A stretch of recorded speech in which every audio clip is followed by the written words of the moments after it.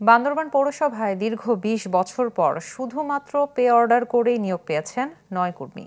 দুপুরে পৌরসভার কনফারেন্স কক্ষে তাদের হাতে নিয়োগপত্র তুলে দেন পৌর প্রশাসক এস.এম. মঞ্জুরুল হক। তিনি জানান, দীর্ঘদিন পর সকল নিয়ম-নীতি মেনে স্বচ্ছতার সাথে নিয়োগ প্রক্রিয়া সম্পন্ন হয়েছে। নতুন নিয়োগপ্রাপ্তরা দায়িত্বশীলভাবে কাজ করবে বলে আশা প্রকাশ করেন তিনি। এবারে নিয়োগ পরীক্ষায় ৩৪০ জনের আবেদনের বিপরীতে ২৭২ জন লিখিত পরীক্ষায় উত্তীর্ণ হয়।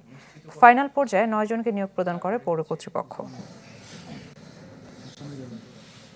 পরীক্ষা প্রসিডিওর, তারপর ভাইভা প্রসিডিওর প্রত্যেকটা দেখে এত বেশি বিমোহিত হয়ে গেছি যে এটা পুরোটাই স্বচ্ছতার সাথে নিয়োগ লাভ হয়েছে।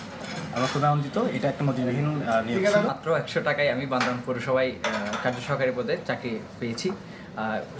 খুব বেশি ভালো লেগেছে যে স্বচ্ছতার প্রেক্ষিতে এখানে একটা নিয়োগ হয়েছে। বান্দরবানের আপকামিং বা আগামীতে যে সকল নিয়োগ পরীক্ষাগুলো হবে সেখানে আমাদের প্রত্যাশা থাকবে যে নিয়োগ প্রক্রিয়াগুলো এমনই খুব স্বচ্ছতার সাথে যাতে হয়।